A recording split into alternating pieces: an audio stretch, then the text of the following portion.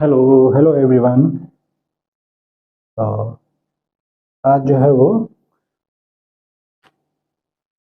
Diamagnetic हम लोगों ने कर लिया था। अब इसके बाद से जो है हमको शुरू करना है पैरामैग्नेटिक और फेरोमैग्नेटिक। डायमैग्नेटिक हमने इसलिए सिंगल किया क्योंकि डायमैग्नेटिक मैं चाह रहा था कि डायमैग्नेटिक का डिस्क्रिप्शन मैं आपको अच्छे से दे दूं डिटेल में। आप प्रीवियस लेक्चर देखिएगा, उसमें जो है अगर आप इस लेक्चर पे नए हैं तो आप प्रीवियस लेक्चर देख सकते हैं। तो उसमें मैंने डिटेल डिस्क्रिप्शन दिया है कि डायमैग्नेटिक क्यों जो है मैग्नेटिक फील्ड में ले जाने पे जो है वो दूर भगते हैं, यानी कि फील्ड लाइन से हमेशा दूर जाते हैं। ठीक है, तो हमने इसलिए डिटेल डिस्क्रिप्शन दिया ताकि आपको पैरामैग्नेटिक और फेरोमैग्नेटिक का कॉन्सेप्ट जो है वो आसानी से समझाया जा सके। ठीक है, तो देखिए हम क्या करेंगे आज के टॉपिक में, हमारा पैरामैग्नेटिक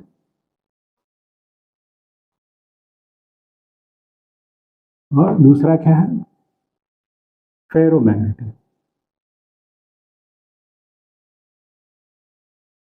ठीक है, तो पैरामैग्नेटिक और फेरोमैग्नेटिक इन दोनों के साथ, दोनों को हम साथ में लेके चलेंगे, बस कंपैरिजन हो जाएगा उससे साथ में। ठीक है, और साथ में ये फॉर्मूला जो होता है आपका न्यू, ठीक है, न्यू इज इक्वल टू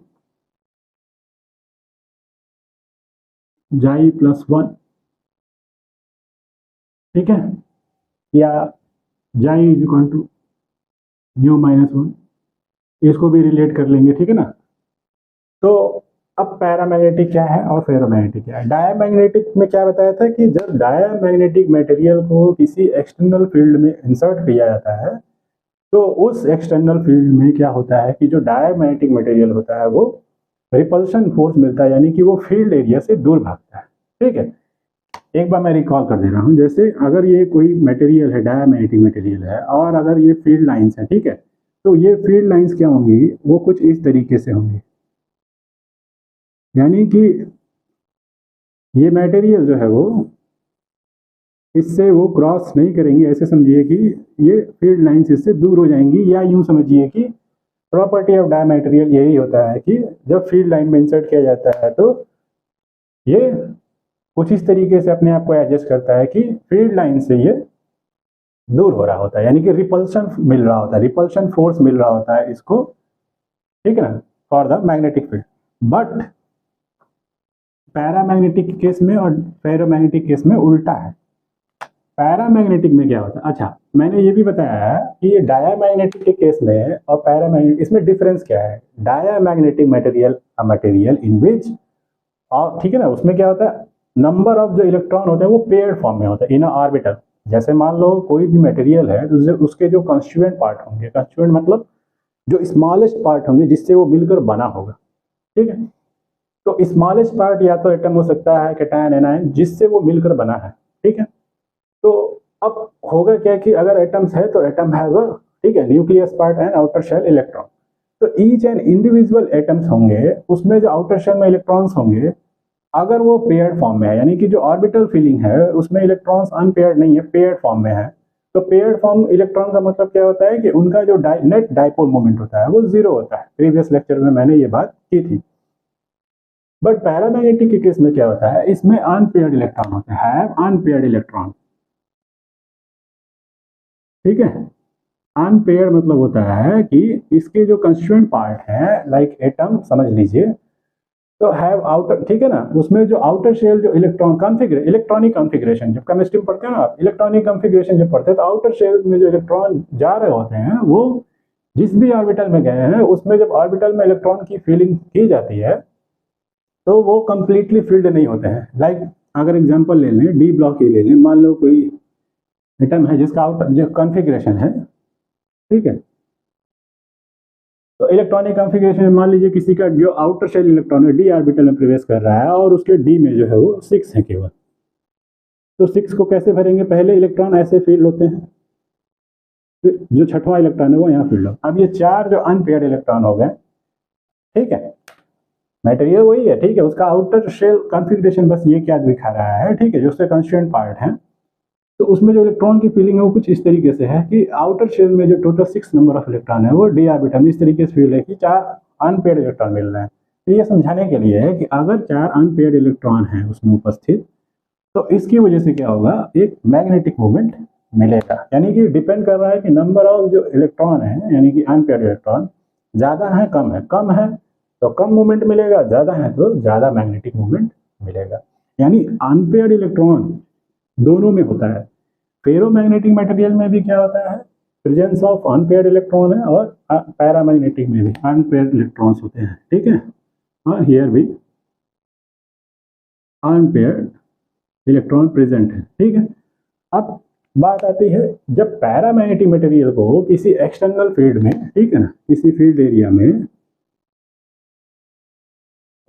ठीक है ना, ठीक है, मटेरियल को, पैरामैग्नेटिक मटेरियल को इंसर्ट किया जाता है, तो ये क्या करता है, ये अट्रैक्ट होता है, किधर होता है, यानी कि स्लाइटली अट्रैक्ट होता है टुवर्ड्स द बी। ये समझाने के लिए मैंने बताया, यानी कि पैरामैग्नेटिक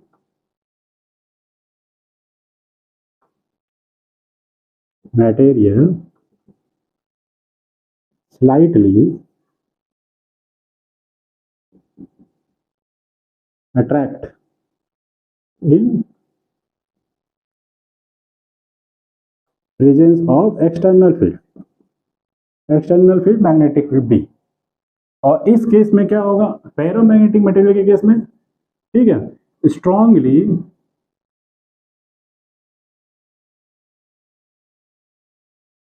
अट्रैक्ट टुवर्ड्स बी, यानी कि बी की तरफ, ठीक है ना। ये क्या है, एक्सटर्नल फील्ड बी में अगर हम इसको ले जाएंगे तो ये क्या करेगा, स्ट्रांगली अट्रैक्ट करेगा। तो हो क्या रहा होगा, देखो, इसके पहले डायमैग्नेटिक में पढ़ाया था कि नेट मैग्नेटिक मूवमेंट जीरो होगा, बट यहाँ जो कंस्ट्रेंट पार्ट होंगे, जो एटम्स होंगे या जो भी, उसका जो, मान लो कोई ये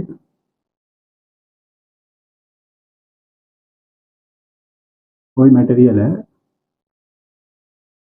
जिसमें कंस्ट्रेंट पार्ट हैं, ठीक है, एटम्स हैं, तो each and every atom have dipole moment, ठीक है ना, हैव मैग्नेटिक मोमेंट। तो ठीक है, डाइपोल मोमेंट बोलो मैग्नेट, तो क्या होगा, इट्स हैव मोमेंट, ऐसे समझिए। तो ईच एंड एवरी मोमेंट, ठीक है ना, atoms contain the magnetic moment, dipole moment. तो उस केस में हम क्या कहेंगे कि जब इसको एक्सटर्नल फील्ड में नहीं ले गए, तो जो इसमें प्रेजेंट इलेक्ट्रॉन है, किसी का मूवमेंट इस डायरेक्शन में, किसी का इस डायरेक्शन में है, कोई ऐसे है, कोई ऐसे है, ठीक है ना, कोई ऐसे है, ऐसे समझिए कि रैंडम मैनर में उनका जो है मैग्नेटिक मूवमेंट, मतलब मूवमेंट में है, यानी कि itself have the each and every, ठीक है ना, एटम हैव अ मोमेंट, ठीक है, बट वो रैंडम मैनर में है, उनको कोई एक्सटर्नल सोर्स नहीं मिल रहा है, ठीक है ना, या एक्सटर्नल फोर्स नहीं मिल रहा है जो उसको क्या करे, अलाइनमेंट करे। यानी कि अगर ये जो मिल रहा है, क्या बोल रहे हैं, due to presence of unpaired electron, ठीक है ना, जो मैग्नेटिक मूवमेंट की हम बात कर रहे हैं, each and every atom have the magnetic movement, तो वो जो है वो अभी रैंडमाइज है, क्या है, इन रैंडमाइज मैनर, ठीक है। मोटी मोटा ऐसे समझिए कि इसमें जो भी चीजें हैं, मूवमेंट है, वो डायरेक्शनल नहीं है, ठीक है।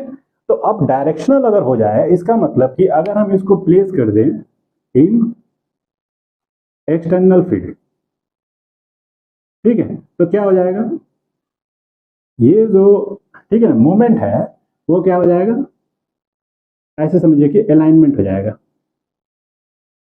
यानी, और वो भी किसके डायरेक्शन में, अगर मान लीजिए कि अनपेयर्ड इलेक्ट्रॉन है, तो वो क्या होंगे, वो in the direction of field, क्या हो जाएगा, मैग्नेटिक मूवमेंट का डायरेक्शन आपको उधर ही हो जाएगा जिधर की फील्ड है, यानी कि due to this external field force applied हो जाएगा। ऐसे समझिए कि इसकी वजह से इस पर कुछ फोर्स लगेगा, जिसकी वजह से इसका जो मूवमेंट है, वो रैंडमाइज मूवमेंट, वो क्या हो जाएगा, इन डायरेक्शनल मूवमेंट।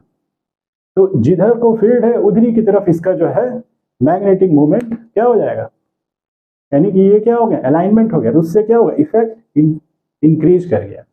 उसकी वजह से क्या होगा कि ये, अब पैरामैग्नेटिक और फेरोमैग्नेटिक में डिफरेंस क्या है, इसमें भी अनपेयर्ड, इसमें भी अनपेयर्ड, बस इसमें क्या होता है, इसमें जो इफेक्ट होता है ड्यू टू एक्सटर्नल फील्ड, वो लेस होता है एज कंपेयर टू फेरोमैग्नेटिक, ठीक है।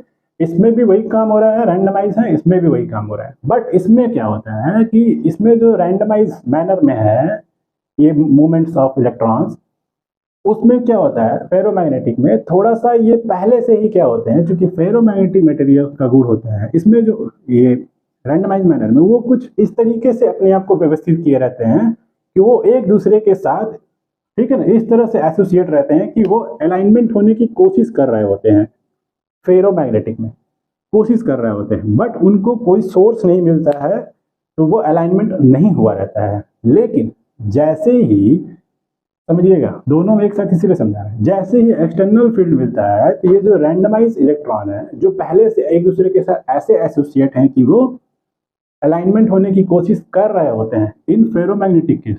बट पैरामैग्नेटिक केस में क्या होता है, ये जो अलाइनमेंट है वो मतलब ये रैंडमाइज मैनर में रहते ही हैं, बट ये एक दूसरे के साथ जो क्या होते हैं वो इस तरह से एसोसिएट नहीं रहते हैं कि वो अलाइनमेंट होने की कोशिश कर रहे होते हैं।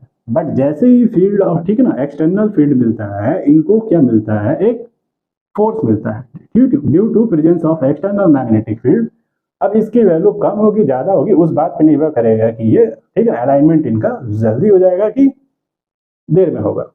तो ये रैंडमाइज इलेक्ट्रॉन के होंगे जिनका मूवमेंट जो है वो रैंडम, ठीक है ना, कोई उधर मूवमेंट है किसी का इधर मूवमेंट है तो वो अब क्या होगा, अलाइनमेंट के कारण इन अ पर्टिकुलर डायरेक्शन में क्या होंगे, यानी कि force of attraction towards the magnetic field exist हो जाएगा in the presence of magnetic field, और उसकी वजह से ये क्या होगा, स्ट्रांगली या weekly attract toward the magnetic field. ये वीकली करेगा अगर पैरामैग्नेटिक केस है, और अगर फेरोमैग्नेटिक केस है तो स्ट्रांगली करेगा। डिफरेंस बस क्या बताना है कि जो रैंडमाइज, ठीक है ना, मूवमेंट है वो पैरामैग्नेटिक केस में क्या होगा, देखो दोनों केस में अनपेयर्ड इलेक्ट्रॉन है तो दोनों में क्या होगा, ठीक है ना, मैग्नेटिक मूवमेंट एग्जिस्ट करेगा।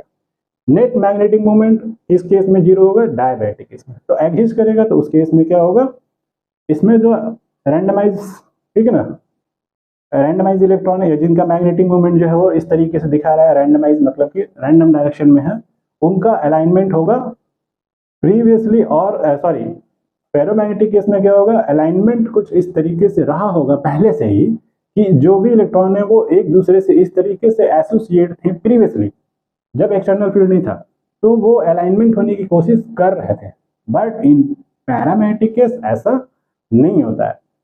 तो होगा क्या, पैरामैग्नेटिक केस में जब एक्सटर्नल फील्ड अप्लाई करेंगे तो उस केस में इनको due to this external field force मिलेगा और वो अलाइनमेंट होने की कोशिश करेंगे, क्योंकि अगर आपको कोई फोर्स धक्का दे रहा है तो आप क्या करोगे, उसी डायरेक्शन में, ठीक है ना, इनका अलाइनमेंट हो जाएगा और इनको थोड़ा सा क्या होगा, फोर्स मिलेगा जिसकी वजह से वो वीकली अट्रैक्ट होंगे टुवर्ड्स। बट इसमें विदाउट एक्सटर्नल फील्ड ये इस तरीके से एसोसिएट रहते हैं कि ये जो मूवमेंट है ना वो रैंडमाइज मैनर में वो एक दूसरे के साथ इस तरीके से एसोसिएट रहते हैं कि जो भी एटम्स के जो कंस्टिट्यूएंट पार्ट है एटम्स जिनमें जो इलेक्ट्रॉन प्रेजेंट है उनका जो मैग्नेटिक मूवमेंट है वो एक दूसरे के साथ इस तरह से एसोसिएट रहते हैं कि वो अलाइनमेंट होने की कोशिश कर रहे होते हैं बट हो नहीं पाते हैं।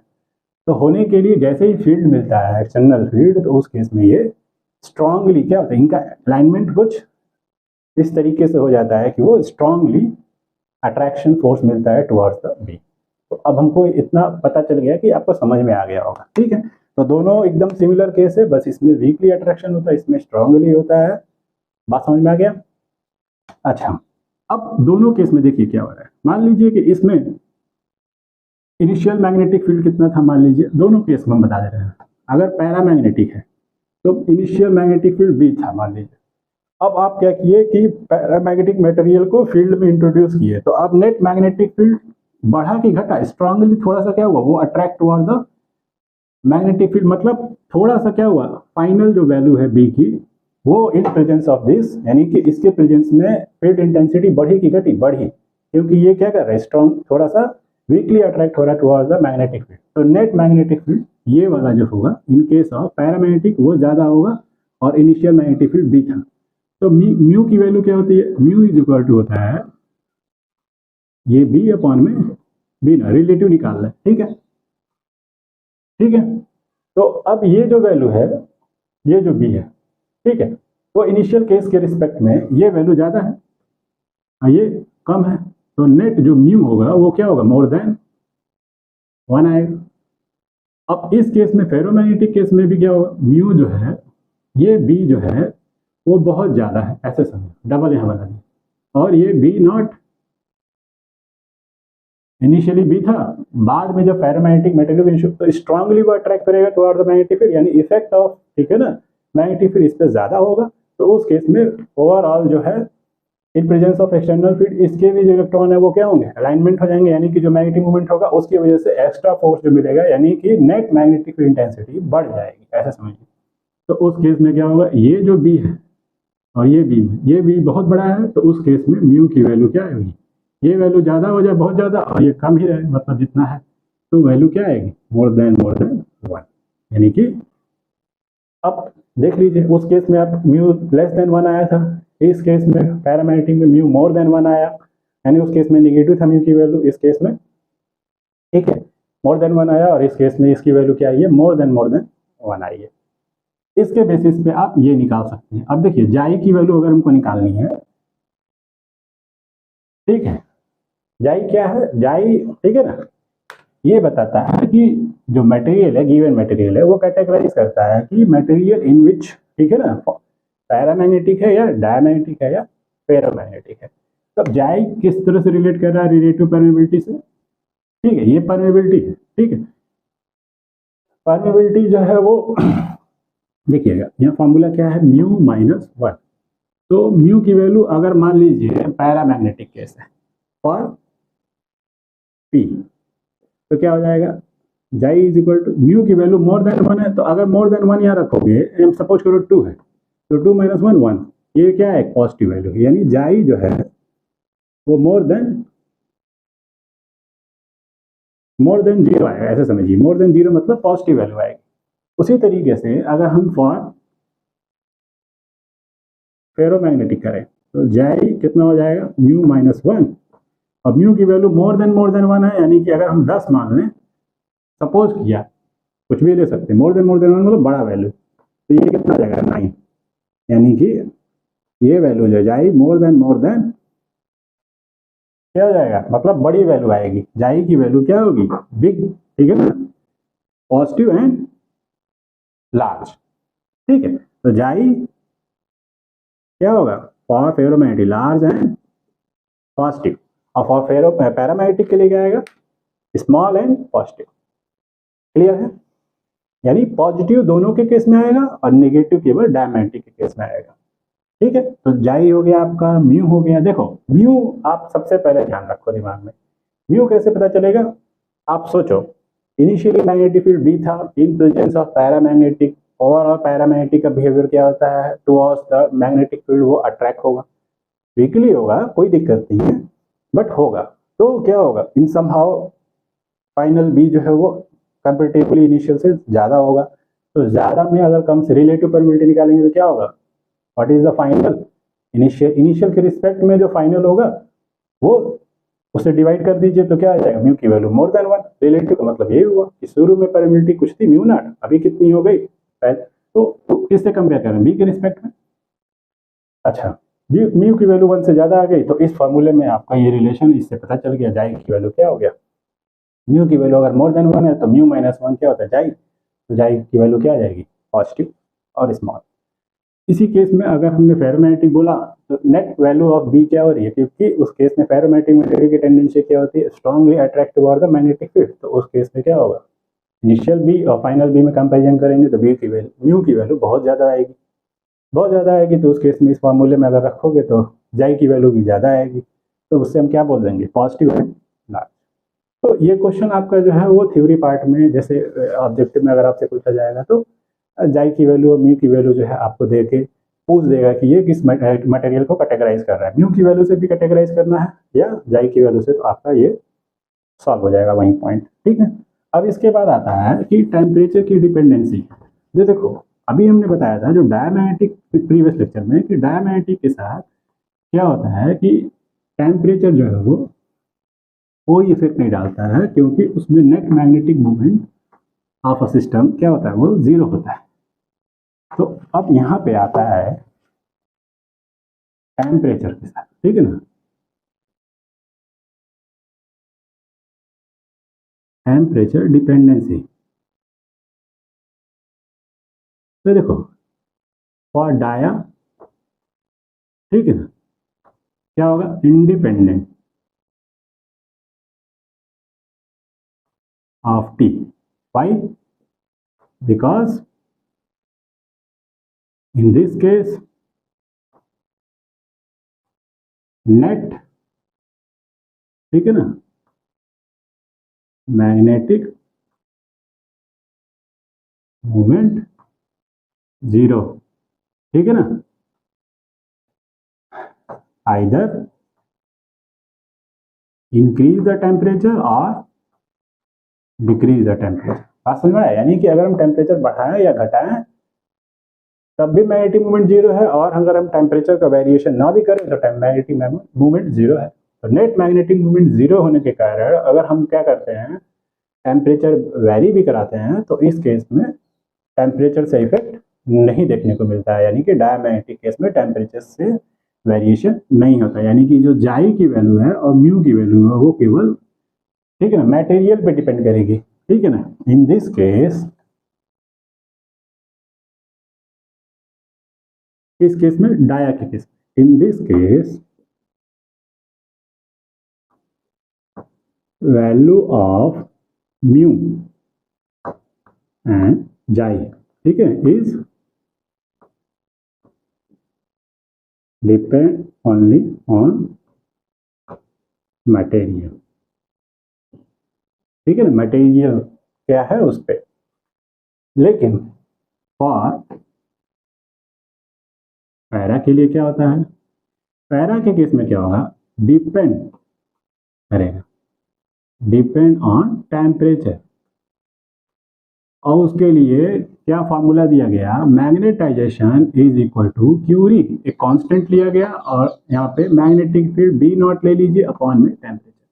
ये फार्मूला दिया गया कि magnetization is directly related to, ठीक है ना, मैग्नेटाइजेशन कब होता है, जब in presence of magnetic field आप क्या करते हो, किसी भी मटेरियल को जो नॉन, ठीक है ना, नॉन क्या बोलते हैं उसको, जिसका जो नॉन मैग्नेटिक मूवमेंट जो है वो नॉन जीरो हो, तो उस केस में उसको आप प्लेस करते हो in the presence of field, तो वो क्या होता है, मैग्नेटाइज हो जाता है। तो यहाँ पे ये फॉर्मूला है कि m is equal to magnetisation is equal to Curie constant into B upon में T. T is a temperature dependency दिखा रहा है मैग्नेटाइजेशन के साथ, यानी कि टेम्परेचर इनवर्सली प्रोपोर्शनल है, मतलब वैल्यू ऑफ टी इंक्रीज करेगी तो मैग्नेटाइजेशन लॉस होगा, वैल्यू ऑफ टी डिक्रीज करेगी, ठीक है, यानी कि magnetization increase when temperature decrease, magnetization decrease when temperature increase, ठीक है। इस फॉर्मूले को अगर हम लिखना चाहें तो मैग्नेटाइजेशन को हम क्या लिख सकते हैं, जाई टाइम्स, ठीक है ना, जाई टाइम्स क्या लिख सकते हैं, मैग्नेटिक इंटेंसिटी, और सी और बी की जगह क्या लिख सकते हैं, म्यू नॉट टाइम्स, ठीक है ना, मैग्नेटिक इंटेंसिटी अपॉन में टी। तो ये एच से एच कट जाएगा तो म्यू इज इक्वल टू आ जाएगा, सॉरी ये म्यू नहीं, chi, M is equal to chi times H, ये तो जाई इज इक्वल टू आ जाएगा सी इंटू ये एच से एच कट गया तो यहाँ पे म्यू नॉट अपॉन में टी। तो ये फॉर्मूला है, चाहे ये फॉर्मूला है, बस हमको ये पता रखना है कि टेम्परेचर के साथ पैरामैग्नेटिक के केस में वेरिएशंस जो है वो इनवर्सली रिलेटेड है। इसका मतलब अब हम यहाँ पे बोलेंगे कि जो क्या है इन दिस केस वैल्यू ऑफ, ठीक है ना, जाई and mu is for a material, ठीक है ना, जाई एंड म्यू, ठीक है। अब मटेरियल जो है कैटेगराइज हो रहा है कि पैरामैग्नेटिक है डायमैग्नेटिक है, तो वैल्यू ऑफ जाई and mu is also depend on T in this case, paramagnetic case में। अब सिमिलरली अगर हम फेरोमैग्नेटिक मटेरियल लगाएंगे तो फेरोमैग्नेटिक केस में भी क्या होगा, बिल्कुल यही बिहेवियर होगा, ठीक है, एकदम यही होगा। इसमें क्या होगा, उसमें भी टेम्परेचर के साथ आपका वेरिएशंस बिल्कुल इनवर्सली रिलेटेड होता है, कोई बहुत फर्क नहीं आता है, ठीक है। तो फॉर फेरोमैग्नेटिक मटेरियल के लिए आपका जो, ठीक है ना, फॉर फेरो, ठीक है, क्या दिया हुआ है फॉर्मूला, जाई इज इक्वल टू, देखिए ये तो रट्टा वाली चीज है, ये कहाँ से आया, ये कोई प्रूफ नहीं है, chi is equal to C upon में टी माइनस टी सी, ठीक है, where T is more than T C, T C is the critical temperature और T is a simple temperature आपका जिससे आप जिसका रेफरेंस है। क्रिटिकल टेम्परेचर टेम्परेचर, ठीक है ना, एट विच, ठीक है ना, जिसके अबव या इसके नीचे मटेरियल की प्रॉपर्टी क्या हो रही होगी, चेंज हो रही होगी। तो क्रिटिकल टेम्परेचर वो टेम्परेचर है, ठीक है। तो देखो अब होता क्या है कि जो फेरोमैग्नेटिक मटेरियल है, जब आप उसमें क्या करते हो, टेम्परेचर बढ़ाते हो, ठीक है, तो क्या होगा, टेम्परेचर बढ़ाओगे तो मैग्नेटाइजेशन लॉस होगा, टेम्परेचर बढ़ाओगे तो मैग्नेटाइजेशन लॉस होगा। तो फेरोमैग्नेटिक क्या होता है, किसी एक पर्टिकुलर टेम्परेचर पे जब हम टेम्परेचर को बढ़ाते हैं तो मैग्नेटाइजेशन लॉस होता है। तो फेरोमैग्नेटिक क्या होता है, strongly attract toward the magnetic field. तो जब हम टेम्परेचर बढ़ा, ये फॉर्मूला है, देखियो ये कहाँ से आया, ये बुक में लिखा है, ये ठीक है, ये क्यूरी के हिसाब से J is equal to Curie constant upon T minus T C, इससे मत ये समझो केवल टी है, ठीक है ना। तो होता क्या है कि जब हम क्या करते हैं, एक ऐसा टेम्परेचर बढ़ा रहे हैं, टेम्परेचर बढ़ा रहे हैं तो मैग्नेटाइजेशन लॉस हो रहा है, दिख रहा है यहाँ से। तो उस केस में क्या होता है कि एक ऐसा टेम्परेचर आता है जिसको हम बोलते हैं क्रिटिकल पॉइंट, ठीक है, जिसके बियॉन्ड, ठीक है, क्या होता है कि अब देखो कोई चीज लॉस होगा एक लेवल पे, उसके बाद से क्रिटिकल टेम्परेचर पे क्या होगा, जो फेरोमैग्नेटिक है, मैग्नेटिक मटेरियल, वो बिहेव करेगा एज पैरामैग्नेटिक, ठीक है ना, कब, एट क्यूरी टेम्परेचर, इसको बोलते हैं क्यूरी टेम्परेचर, ठीक है ना।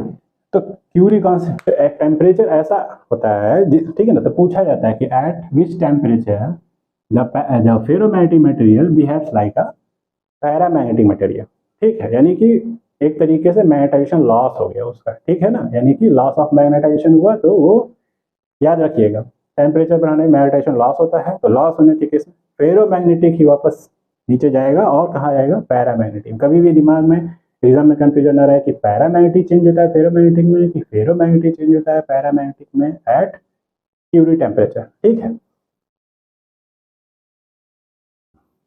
तो ये याद रखिएगा, ठीक है। तो क्यूरी टेम्परेचर को यहाँ पे इस टी सीट से डिनोट किया गया है, T C is a Curie temperature, ठीक है। उसको क्रिटिकल भी बोल सकते हैं, क्योंकि यहाँ पे क्यूरी कॉन्स्टेंट यूज हुआ है, इसलिए टेम्परेचर को हम लोग क्या बोल रहे हैं, क्यूरी टेम्परेचर, ठीक है, the temperature at which the ferromagnetic convert into paramagnetic. बात समझ में आ रहा है।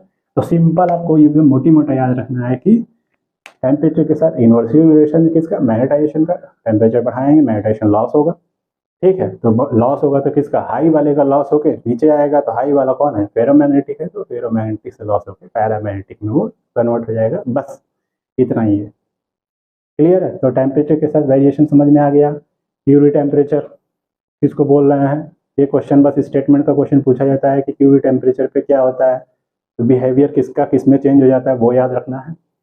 ये रिलेशन याद रहे तो उससे क्या होगा, आपको दिमाग में बैठा रहेगा। इसके पहले जो मैंने जाई और म्यू की वैल्यू कैसे सेलेक्ट करनी है, पॉजिटिव होगी नेगेटिव होगी, मैंने रिलेटिव परमिटिविटी के हिसाब से मैंने आपको बता दिया, ठीक है। तो मेरे हिसाब से लमसम जो है वो ये पूरा टेम्परेचर डिपेंडेंसी के साथ पैरामैग्नेटिक फेरोमैग्नेटिक और डायमैग्नेटिक बिहेवियर फिनिश हो गया, ठीक है। तो अब ये पूरा पार्ट लगभग लगभग खत्म हो चुका है। तो होप हम ये करते हैं कि अब आपको समझ में आ गया होगा, ठीक है। और देखिए ये जो पेयर्ड इलेक्ट्रॉन है अनपेयर्ड इलेक्ट्रॉन है, ये कॉन्सेप्ट जो उसका बताया वो एकदम दिमाग में अच्छे से फीड होना चाहिए, ठीक है, कि क्या हो रहा है, ठीक है। तो सारा का सारा नेट मैग्नेटिक मूवमेंट का, ठीक है, यहाँ पे सारा चीज चल रहा है कि मैग्नेटिक मूवमेंट किसी का जीरो है तो उस केस में इंडिपेंडेंसी आ रही है, मैग्नेटिक मूवमेंट इन समहाउ मिल रहा है तो उस केस में हो क्या रहा है, वो सब चीजें, ठीक है। तो उसके बैकग्राउंड एकदम हमेशा मतलब एक अंदर से फील बना रहना चाहिए कि बैकग्राउंड में क्या चीज हो रही है, ताकि आप सोच पाओ और सोच के फिर उसके बाद से आउटपुट आप दे पाओ। क्योंकि अगर कोई चीज रट्टा मार लिए तो देखो सोचने समझने की क्षमता, रट्टा मार लिए इंस्टेंट 10 दिन याद रहेगा फिर भूल जाएगा, लेकिन सोच के मन में बैठा लिए कि हाँ ये चीज़ ऐसे होती है, ये चीज़ अपने मन में ही बैठा लो किस तरीके का रूप तुमको बैठाना है, वो अपने आप जो है वो आउटपुट आपका अच्छा आएगा, ठीक है। अब इस पे एक क्वेश्चन दिया हुआ है, मैं वो कर देता हूँ, ठीक है, एग्जाम्पल है तो देखिएगा, आसान क्वेश्चन है, कोई कठिन नहीं है, ठीक है। वैल्यू ऑफ मैग्नेटाइजेशन निकालने को बोला गया है और मैग्नेटिक मोमेंट निकालने को बोला गया। ठीक है, तो देख लेते हैं इस पे क्वेश्चन, बहुत ही आसान है। सबसे पहले मैग्नेटाइजेशन क्या होता है? मैग्नेटाइजेशन जो होता है वो, देखो मैग्नेटाइजेशन मैंने बताया था कि total net magnetic movement per unit volume. ठीक है, जब किसी मटेरियल को, ठीक है, हैव सम, ठीक है, नॉन मैग्नेटिक मूवमेंट उनका जीरो ना हो, तो उसको अगर किसी एक्सटर्नल मैग्नेटिक फील्ड में ले आते हैं तो मैग्नेटाइज होगा, और मैग्नेटाइज होगा तो उसका कुछ वॉल्यूम भी होगा मटेरियल का, तो हम क्या करेंगे, कितना मैग्नेटाइज हुआ, ठीक है, तो मैग्नेटाइज कितना हो कैसे निकालेंगे, टोटल मैग्नेटिक मूवमेंट कितना है उसका पर यूनिट वॉल्यूम अगर निकाल लेंगे तो वो ही होता है उसका मैग्नेटाइजेशन कैपेबिलिटी। ठीक है, तो अब क्वेश्चन में दिखा दिया हुआ है, क्वेश्चन कह रहा है कि a domain in the ferromagnetic iron in the form of cube. ठीक है, कह रहा है कोई डोमेन है in a ferromagnetic iron in the form of cube, छोटा सा मान लीजिए क्यूब, क्यूब के फॉर्म में है।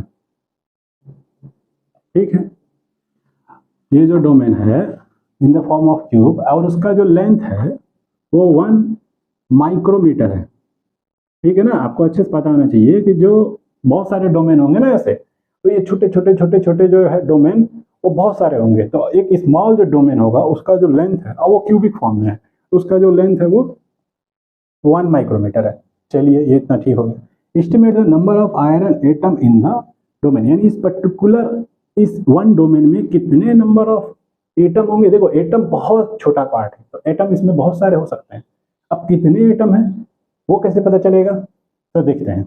हमको पूछा है कि estimate the number of iron atom in this domain, okay, and the maximum possible dipole moment, और इसमें जो नंबर ऑफ एटम प्रेजेंट है तो ईच एंड एवरी एटम है डाइपोल मोमेंट, तो वो डाइपोल मोमेंट टोटल कितना होगा। मान लो बहुत सारे, मान लो एक इलेक्ट्रॉन नहीं, बहुत सारे एटम्स हैं, have many number of electron, तो क्या होगा, ईच एंड एवरी की वजह से जो मूवमेंट मिलेगा वो कंबाइंड की वजह से क्या होगा, मैग्नेटिक बढ़ जाएगा। तो आपसे ये पूछा कितना होगा, एंड मैग्नेटाइजेशन ऑफ डोमेन, तो एम की वैल्यू पूछा है क्या होगा, और मैग्नेटिक मूवमेंट पूछा है क्या होगा। ठीक है, और क्या दिया है, अभी तो केवल डोमेन का साइड दिया है, वो क्यूबिक फॉर्म में है ये बताया। The molecular mass of iron, molecular mass दिया हुआ है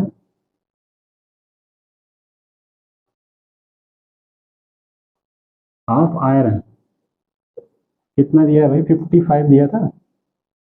देखिए एग्जाम्पल क्वेश्चन है, आप देख सकते हैं बुक में है। ठीक है, 55 ग्राम पर मोल, यानी कि एक मोल में 55 ग्राम होते हैं आयरन के, ये बता दिया। फिर बोल रहा है डेंसिटी जो है, देखो डेंसिटी कितनी दी हुई है, 7.9 ग्राम पर सेंटीमीटर। ठीक है, assume that each iron atom has a dipole moment, देखो एक, ठीक है, ईच, एक आयरन एटम है, डाइपोल मोमेंट कितना दिया है, एम एफ लिख दो, ईच आयरन का डाइपोल मोमेंट दिया है 9.27 10 to the power -24 ampere metre. ठीक है, पे पावर -2 या एम्पियर बटे मीटर स्क्वायर कर लो। अब ठीक है ना, एम्पियर मीटर स्क्वायर होता है ना जी, ठीक है, आइए होता है। तो देखिएगा, अब सबसे पहले अगर डेंसिटी दिया है मॉलिक्यूलर मास, ठीक है, और ये क्या है, यहाँ से हम वॉल्यूम निकाल लेंगे, पूरा कंटेंट का वॉल्यूम कितना है, और पूरे कंटेंट का वॉल्यूम से हमको क्या पता चल जाएगा। देखो अगर साइड दिया है तो वॉल्यूम निकाल लो, वॉल्यूम डेंसिटी दिया है तो डेंसिटी और वॉल्यूम से क्या निकल जाएगा, मास निकल जाएगा, कितना आयरन का मास पूरे डोमेन में है। ठीक है, और जब पूरा आयरन का मास, एक डोमेन कितना मास कंटेन कर रहा है आयरन का, तो उससे हमको ये पता चल जाएगा कि पूरे इतने मास में कितने number of mole of iron, क्योंकि एक मोल में हमको अच्छे से पता है कितने नंबर ऑफ एटम होते हैं, क्योंकि यहाँ नहीं दिया है, आपको ये याद रखना पड़ेगा, केमिस्ट्री की चीज है कि 1 मोल ऑलवेज कंटेन करता है 6 इंटू या 6.02 इंटू 10 टू द पावर 23 होता है। ठीक है ना, इतना एटम होता है, इतना ही होता है, 6.02 10 की पावर 23 नंबर ऑफ एटम्स, ठीक है ना, या मॉलिक्यूल्स होते हैं, जो भी आपका कंस्टिट्यूएंट पार्ट होगा उस हिसाब से, तो उसके एक मोल में कितने नंबर ऑफ एटम होंगे ऐसे आयरन के। ठीक है, तो अब आयरन की कितने मोल एग्जिस्ट कर रहे हैं इन वन डोमेन, वो कैसे पता चलेगा, तो देखो सबसे पहले आयरन का वॉल्यूम ऑफ आयरन डोमेन कितना हो जाएगा भाई? देखो क्यूबिक है ना, तो क्यूबिक का क्या होता है? साइड पे क्यूब मतलब साइड कितना है? साइड का क्यूब फॉर्मूला होता है क्यूबिक। तो 1 माइक्रो है ना, 1 × 10⁻⁶, इस पे पावर क्यूब करोगे तो ये आ जाएगा 10⁻⁻18। और ये क्या दिया था मीटर में? तो मीटर क्यूब। अब हमको क्या दिया है? मास निकाल लेते हैं। Mass of iron in a domain, उस डोमेन में कितना होगा? तो मास क्या होता है? देखो यहाँ पे आपको नहीं समझ में आ रहा तो यहाँ देखो, डेंसिटी का फॉर्मूला क्या होता है?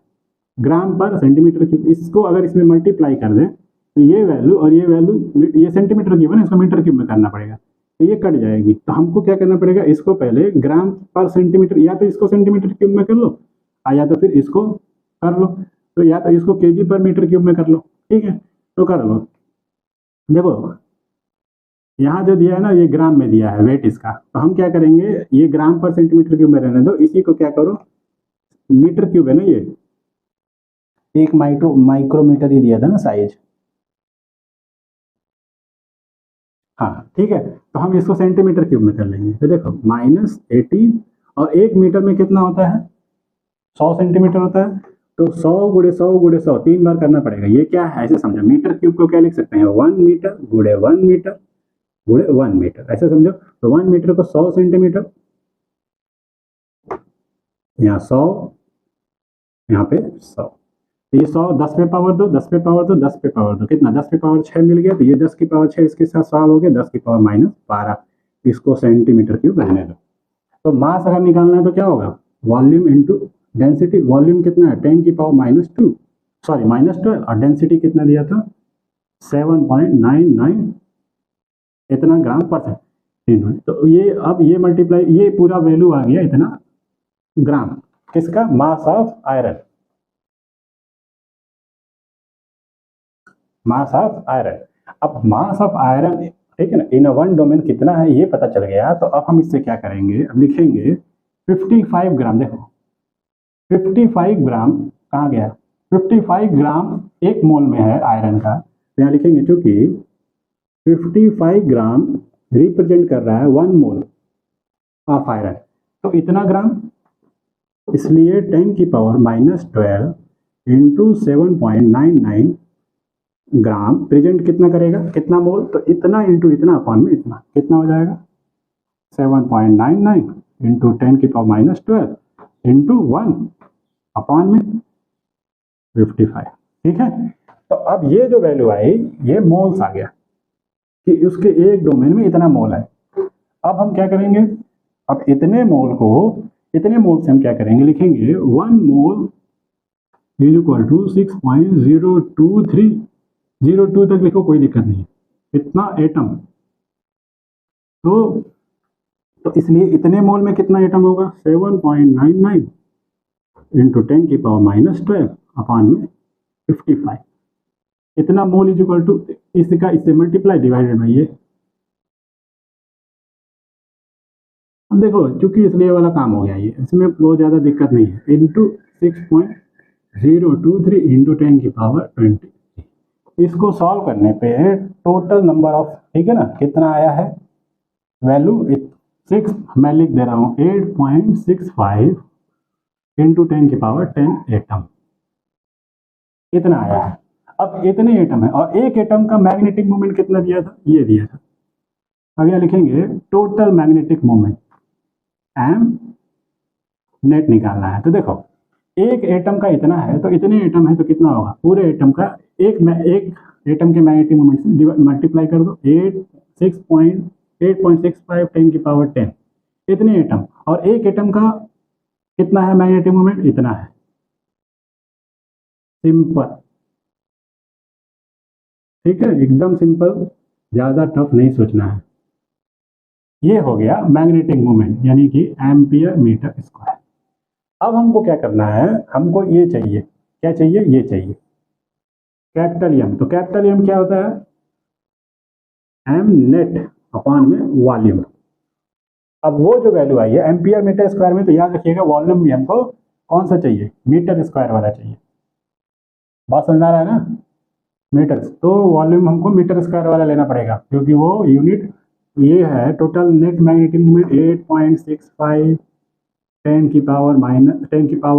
इंटू 9.27 इंटू 10 की पावर -24 अपॉन में वॉल्यूम लिखना है। वॉल्यूम कौन सा लेंगे,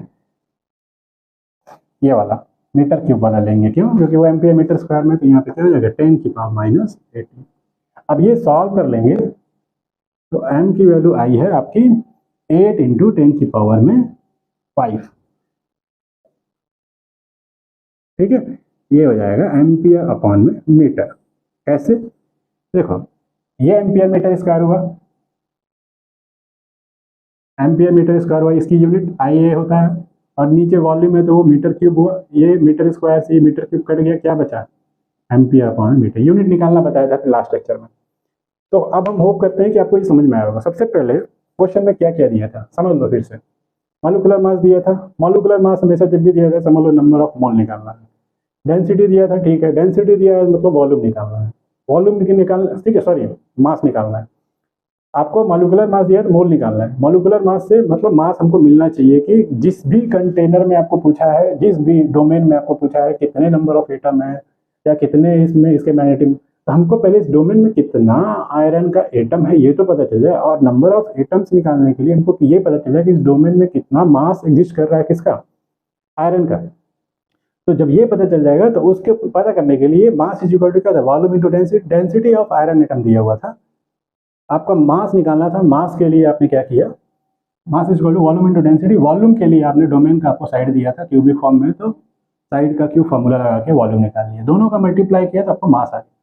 मास जैसे ही पता चला आपको दिमाग में ये आया कि एक मोल जो है वो आयरन का वो 55 ग्राम कंटेन करता है, तो इतने मास में कितना मोल होगा ये निकाल लेते हैं। जैसे ही मोल आया फिर दिमाग में ये आया कि एक मोल जो है वो कितने को, एकदम फिक्स है वो वैल्यू 6.02 इंटू 10 की पावर 23 जो है वो number of atom, molecules, ions, cations, ये एक मोल को रिप्रेजेंट करता है। तो वो उसके जरिए हमने कहाँ पहुँच गए, वो हम पहुँच गए कि कितने नंबर ऑफ एटम है इतने मोल में, आयरन के इतने मोल में कितने नंबर ऑफ एटम है ये पता कर लिया। अब जब ये पता चल गया तो एक एटम को मैग्नेटिक मोमेंट दिया था, टोटल से मल्टीप्लाई कर दिया, नेट मैग्नेटिक मोमेंट आ गया। अब नेट मैग्नेटिक मोमेंट आया तो मैग्नेटाइजेशन पूछा, मैग्नेटाइजेशन का फॉर्मूला दिमाग में है कि नेट मैग्नेटिक मोमेंट अपॉन में वॉल्यूम, यानी कि per unit volume, net magnetic moment per unit volume कितना होता है वही होता है मैग्नेटाइजेशन। सॉल्व कर लिया, यूनिट के हिसाब से आपको यहाँ पे वैल्यू वॉल्यूम की 10 की पावर -18 रख दिया। क्लियर है, तो इस लेक्चर में यहाँ तक फिनिश। अब इसके बाद वाले लेक्चर में, ठीक है, हम देखेंगे, लेक्चर बड़ा हो जाता है ना तो दिक्कत होती है, वीडियो बड़ा हो जाता है। तो अब इसके बाद हम देखेंगे एक हिस्टैरिसीस कर्व है जो रिलेट करता है मैग्नेटिक इंटेंसिटी और मैग्नेटिक फील्ड के बीच में रिलेशन, ठीक है। और उसके बाद से आपका परमानेंट मैग्नेट एंड इलेक्ट्रोमैग्नेट, ये सारी चीज़ें हैं, ठीक है, कि व्हाट इज परमानेंट मैग्नेट क्या होता है या परमानेंट मैग्नेट कैसे मेक करते हैं, इलेक्ट्रोमैग्नेट क्या होता है, बस थोड़ा सा है, ज़्यादा नहीं, ये चैप्टर फिनिश हो जाएगा। ओके, तो नेक्स्ट लेक्चर में मिलते हैं, टाटा बाय बाय।